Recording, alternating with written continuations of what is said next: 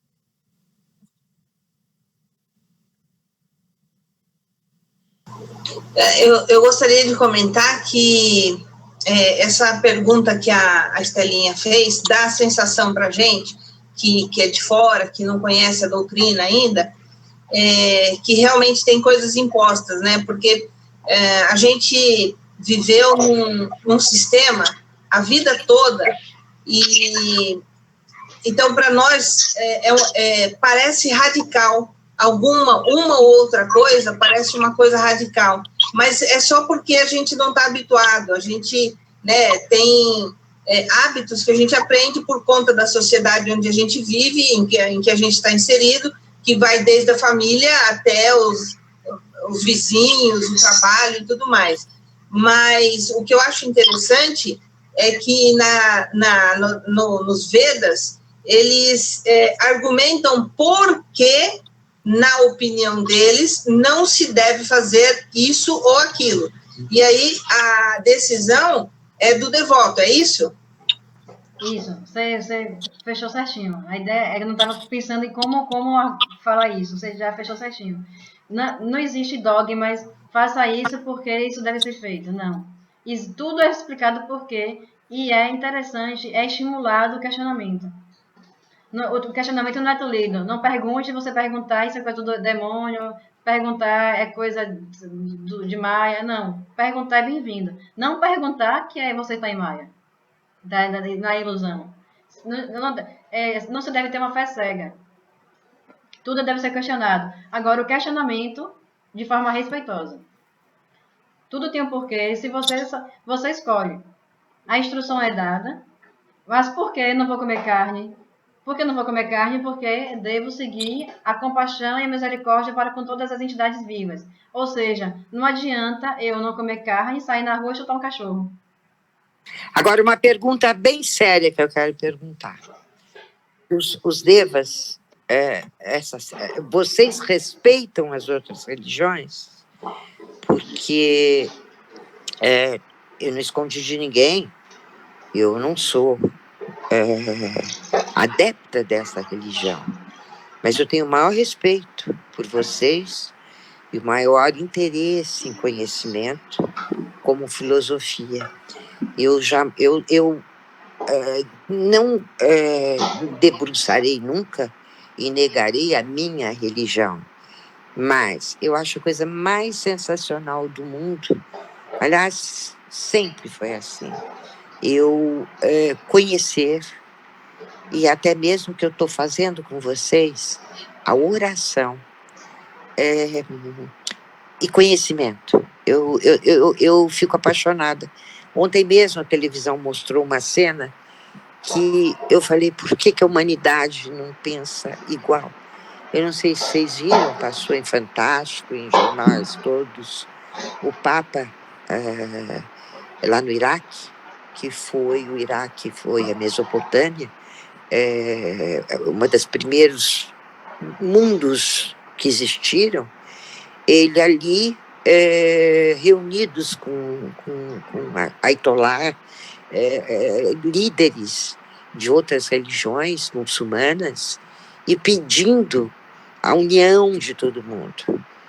E pregando de uma certa maneira, entendeu?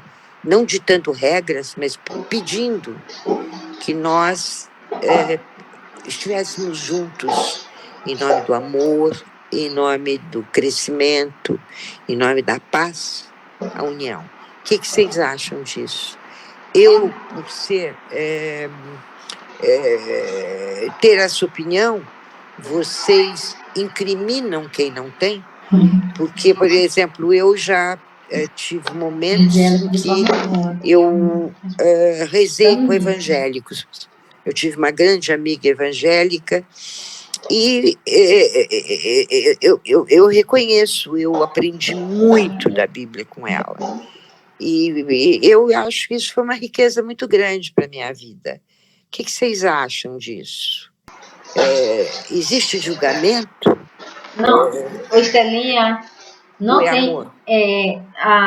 Os vacinados aceitam, todos, né? Todos são filhos de Deus, certo? E todos são iguais perante a Deus. Então não tem essa discriminação. Não existe o superior.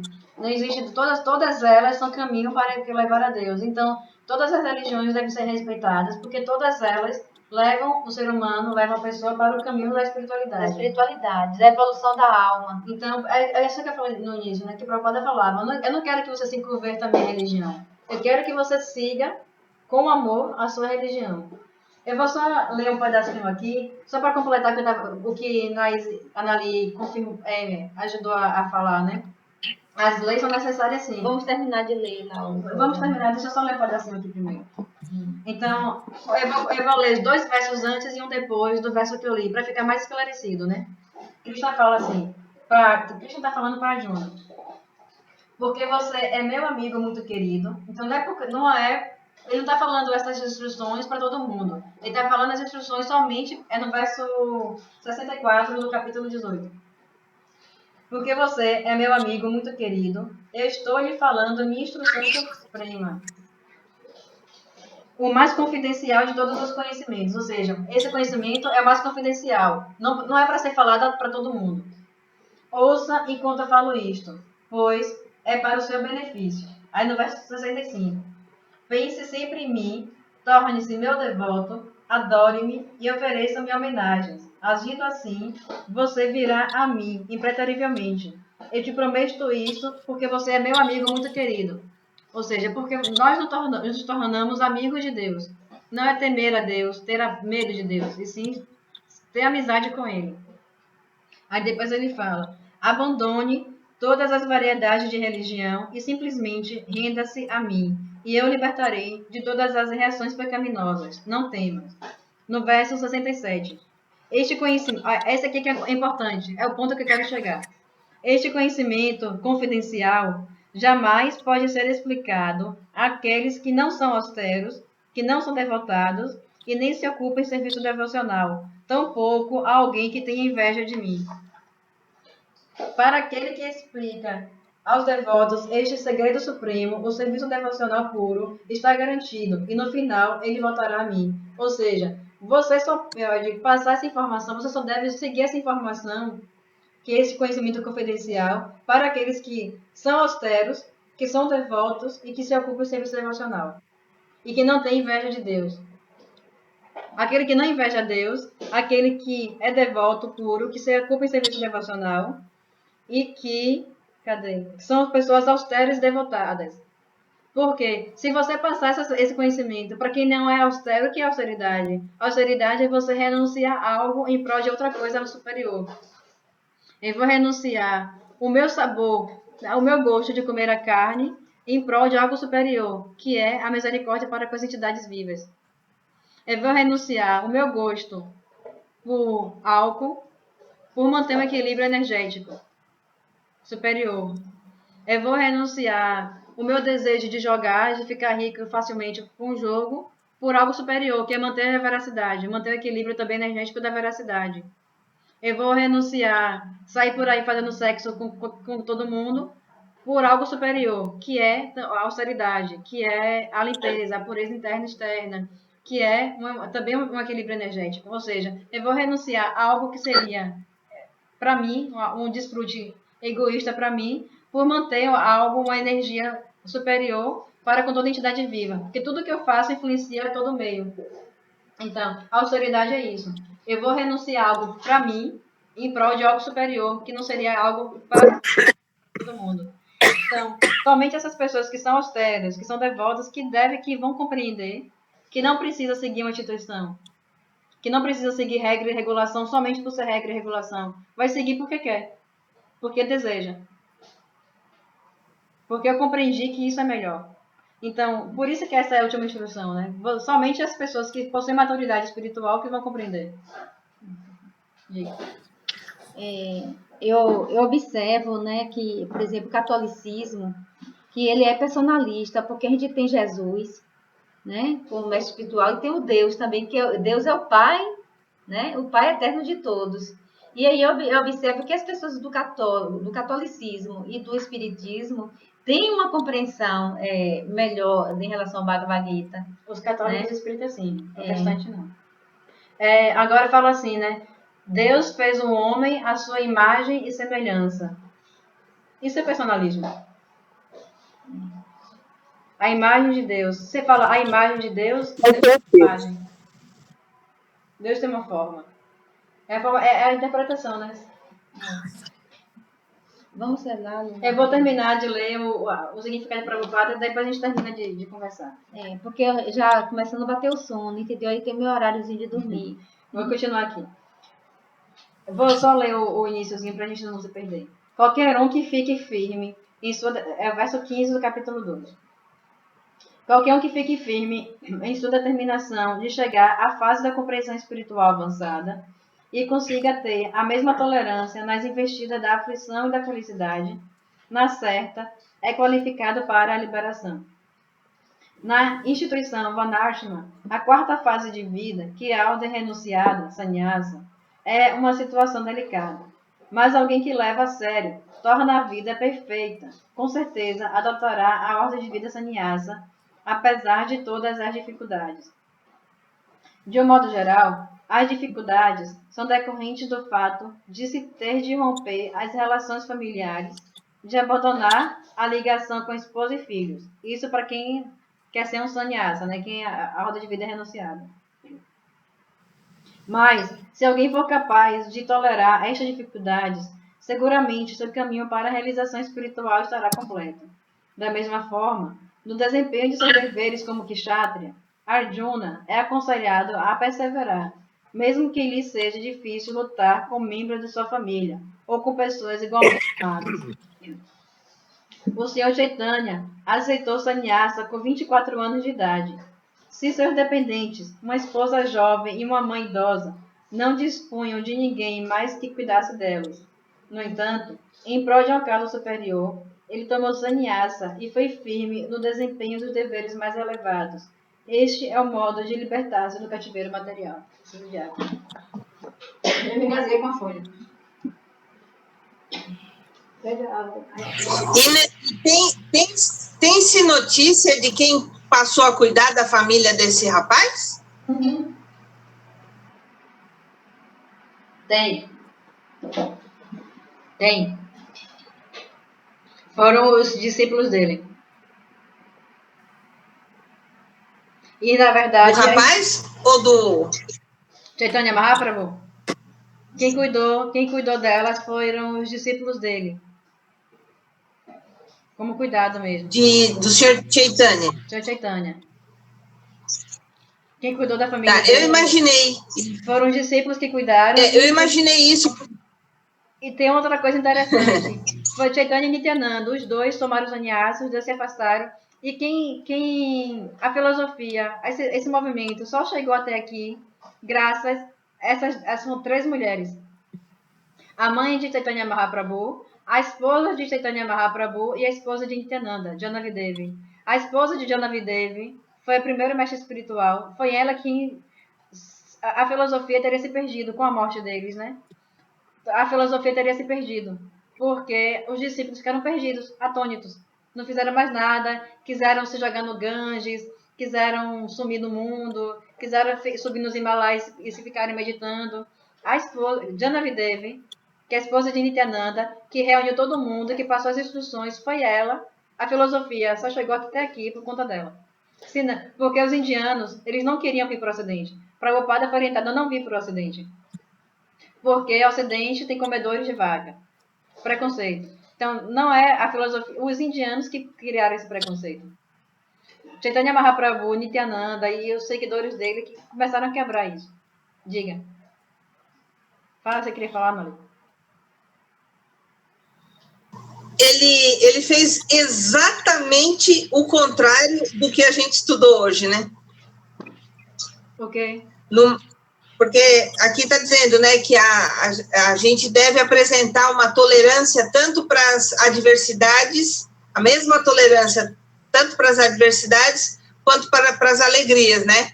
E esses discípulos aí que queriam se jogar no Ganges, eles fizeram exatamente o contrário do que a gente está dando nesse capítulo. Eles queriam fazer, mas aí uma mulher, a esposa de Nityananda Prabhu, falou, não, vocês estão errados, você não deve fazer isso, você deve escrever. Vão, escrevam livros, se reúnam, façam discípulos, espalhem filosofia. Graças a ela, primeiro a Janavi Devi, que é a esposa de Nityananda. Depois, Janavi Devi, foi ela quem orientou os discípulos a cuidarem de si, da mãe de, que é Sita, né? A mãe de Chaitanya Mahaprabhu e a esposa de Chaitanya Mahaprabhu. Ela que orientou. Então, a principal foi uma mulher. Ela, a Janavi. Olha, o Dia das Mulheres falando sobre isso, tá vendo? Hoje é o dia. Parabéns para nós. Parabéns para nós. Então, a força de Janavi... A gente podia até tirar uma foto assim, sabe? Com as mãos assim, ó. A força de Janavi Devi fez com que os discípulos se reunissem, fez com que eles tivessem uma força e falou, estudem, escrevam, espalhem, não façam essa loucura. Quem são vocês? Por que vocês estão perdidos? Foi ela que orientou eles. Por que vocês estão perdidos desse jeito? Ela que criou os primeiros templos, ela que orientou e falou, cuidem de mãe Sita, que é a mãe de Chaitanya, cuidem dela, cuidem da esposa de Chaitanya. Aí eles cuidaram, e elas depois, as 3, na verdade, juntas, foram a força, foram os 3 pilares para que a filosofia continuasse viva e se espalhasse, devido a elas. Claro que a sociedade ouvia os homens, mas os homens que eram ouvidos seguiam as orientações delas. Mas eu acredito que esses homens que seguiam as orientações delas só seguiram porque era esposa de Nityananda e esposa de Chaitanya. Não eram mulheres qualquer. Não foi uma mulher da sociedade. Então, se você for pegar a filosofia, os livros falam mais dos discípulos, não falam muito delas.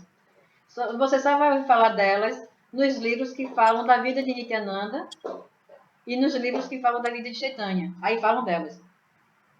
Mas a maioria dos livros não falam. Fala, diga. Ou seja, a minha próxima pergunta seria, então, não se celebra o aparecimento delas e nem o desaparecimento delas? Tem no calendário. Tem. Existe a data no calendário. A gente falou, não foi, a gente publicou. Eu e minha mãe, a gente publicou nos grupos, mas não se falou muito. Não sei se vocês lembram, teve um tempo que a gente publicou nos grupos. Mas não se falou muito. Eu estava publicando. Não se faz jejum. Peraí. Nos aparecimentos de Chaitanya, no aparecimento dos discípulos, se faz jejum até meio-dia. Nos aparecimentos dela, não se faz jejum. Eu estava publicando os calendários védicos lá no grupo dos buscadores. No grupo do Japamala tem os calendários. Sempre a Gandharvika está publicando. Que a Gandharvika ela faz parte da ISKCON, entendeu? E ela é da ISKCON Bahia. E ela fica responsável por essa questão dos calendários. Mas aí eu não sei, porque lá tem pessoas que não são devotas No buscador. no buscadores, aí fiquei sem graça de estar publicando, entendeu? Aí eu deixei de publicar.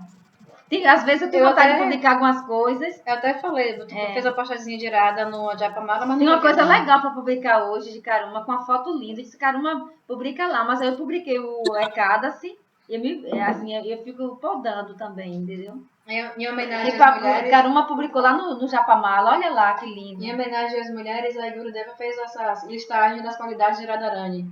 De Irada. A Radha, por exemplo, uma coisa. Na origem da criação, a origem de tudo, Radharani, porque a gente acredita, Deus tem uma potência masculina e feminina, como a gente acredita, só para vocês se orientarem. Que se existe o masculino e feminino, esse masculino e feminino existe em algo supremo. Então, a origem é dual, não existe essa dualidade, na verdade, né? Masculino e feminino juntos. Então, esse masculino e feminino juntos se separam, Krishna e Radha. Daí, Radharani fala, né, para Shyama, para aqueles que pensam que eu e Krishna são duas entidades diferentes, estão enganados. Assim como de um bulbo de uma flor de lótus saem duas flores, uma azul e uma dourada, da mesma forma somos eu e Krishna. Ou seja, de um bulbo saem duas flores de lótus. Aqueles são uma azul, que é Krishna, e uma dourada, que é Radha. Então, os Eu vou dois ter são... que sair. Eu vou ter que sair, que meu marido está gritando. Tudo bem. Estelinha, fica com Deus, certo? Amanhã a gente se encontra, viu? Não esquece da gente, Tá não. bom. Vamos ver se não cair a internet aqui, tá bom? Tá certo. Bom dia, um bom... Aprendeu alguma coisa hoje? Bastante, né? Muito boa. É bom sempre saber. Delcinha, a gente também tá encerrando aqui. Não, deixa eu terminar de falar, mãe. Tô terminando de falar. Não tá encerrando, não. Tô terminando de falar. Desculpa, eu vou ter que sair. Beijo. Beijo. Então, não existe essa diferença. Porém, a energia que dá potência à criação, a Shakti, é feminina. A potência de Deus, se falar Shakti, a potência, as energias são femininas. Então, a criação, o que faz Deus criar, existe uma pessoa suprema que fala o que motiva a criação, é a energia feminina. Mas só se fala, todas as religiões só se fala da energia masculina, que eu conheço, só se fala da energia masculina de Deus. Eu não vejo religiões falando da energia feminina. Agora, se você for pegar e estudar a filosofia védica a fundo, você vai encontrar lá a natureza feminina, a criação da natureza é feminina. A potência, a energia, a Devananda fala, né? A potência interna de Deus. O que está no... A capa, existe a capa, existe lá dentro. Então, o que está dentro, a energia interna de tudo, que motiva tudo, é feminino. Diga, Nali. Deixa eu falar umas coisas também. O Ocidente fala que isso daí seria dualidade, mas é porque aqui não se entende que são manifestações de uma mesma fonte. O mesmo bulbo, né? A mesma fonte. É isso mesmo. Não são forças opostas. Dualidade, necessariamente, são forças opostas. E nesse caso não é. Elas são forças que se completam. Na verdade, elas são a mesma coisa. É tipo alma gêmea. Tipo a alma gêmea. Uma completando a outra. O Analise e Naíse, eu tô com batendo ela me pediu para parar de falar. Ó, veja bem. Eu botei aquela mensagem para você, né, em relação à questão da arrumação dos vídeos e tal. Aí o Guilherme pediu para poder ser amanhã. Amanhã, para poder, Vananda pediu para ficar, né, na sala. Ele passou mensagem para algumas pessoas, não sei se foi para todo mundo, porque ele tem algo para poder falar.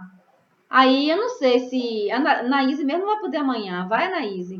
É sobre isso, mãe? Não, mas aí você passa para mim depois. Eu não tem como. A Analia amanhã ela tá na sala, ele né? Ele falou qual era o tema? Que da reunião? Sim. Não. Dona Tulasi, eu posso ficar na sala até que entra trabalho. Eu fico, enquanto não entrar trabalho, eu fico, não tem problema. Então, mas eu vou passar... Aí eu não sei, né? Vou passar uma mensagem para ele que se amanhã puder discutir também sobre a questão, eu teria que fazer uma pauta. Eu conversei com o Guilherme hoje, ele me passou Eu disse, seu Guilherme, tudo que está se falando, entendeu? Vamos resumir, porque eu conversei, fiz alguns acertos com ele, mas eu não passei essa pauta para o Devananda, entendeu? Das nossas ações. Eu vou passar. Tu tá com sono, não, né? Sim. Eu? Não, agora não. Eu vou passar. Então vocês vão Eu falar vou sobre ter, isso. eu vou ter, Não. mas sem vontade eu vou ter, viu, dona? Como? Eu vou passar um trabalho para Anali. Então, enquanto vocês estão conversando... Não, eu só vou passar para ela o áudio que Guilherme me mandou. Pronto, isso Para aí... tentar tirar, por exemplo, Isso aí... não, deixa. Amanhã eu faço isso aqui, que fica um pouco... Fica aí, conversa com ela. Isso aí como não me interessa. Eu conversei com ele, fiz alguns acertos com ele. Aliás, eu copiei aqui. É isso aqui? A senhora fez acertos com quem? Pessoal, eu vou ter que comer um pedaço de chocolate aqui. Alguém quer cerveja? Pronto, amanhã eu vou ver Fique se à dá vontade. para fazer isso. Eu tava aqui comendo Queria tudo, assim, muito. Tá. Então, gente, até amanhã, certo? Eu vou dormir mesmo, que esse horário me bate um sono. Eu não consigo. Deixa eu ver que horas que tá me batendo tanto sono. Tá, vai lá, 1h19. boa noite. Tá até cedo hoje, mas hoje eu não deitei hora nenhuma, acordei muito cedo, porque eu acordo 3 horas da manhã. Entendeu? Tô doido. Só pode ser. Agora, ó, a Caruna tava com, assim, a energia toda. Hoje Eu ela tô, tá assim, com a energia chocada de toda. tanto conhecimento. Pode ir dormir, dona Tulsi. A gente vai tentar falar baixo.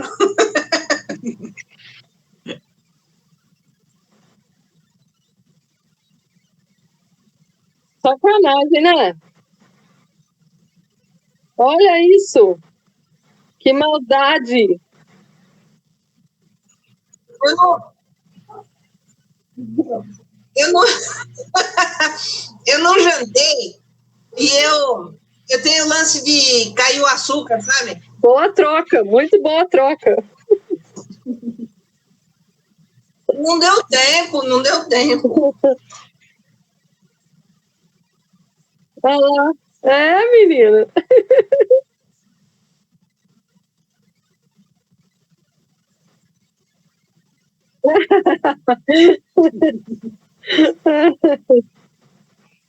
Ai, ai. Chocolate prende a gente aqui na matéria, hein? Chocolate prende a gente aqui na matéria, hein? Eu não sei o que exatamente acontece, mas já ouvi falar. Vai lá, vai lá. Boa noite. Boa Boa noite. noite. Tchau. É o quê? O que é isso? Que isso?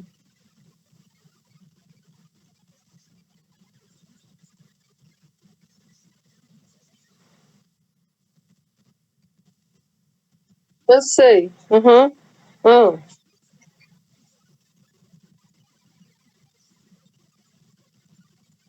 Uhum.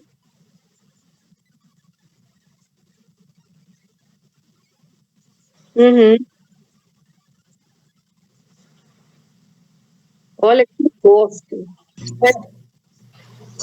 Caramba, Oi. para quem já nada com orca, na hora da meditação, né? Chocolate é perfeito.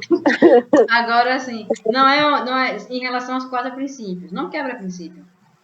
Não é intoxicação. Tem gente que fala que é intoxicação. Então, não deve ser comido por se intoxicar. Mas, se você for verificar, não é intoxicação. É apenas um estimulante. É como tomar Guaraná. O Guaraná não é considerado intoxicação. Qual? Seu óculos. O quê? Peraí. Tô vendo aqui não, mãe. Só um minutinho. Achou? Mas se alguém tiver entendido, pode falar para mim, ué. O que foi que você não entendeu? O que foi que você não entendeu? Não sei o que também não é. Uma outra coisa você citou.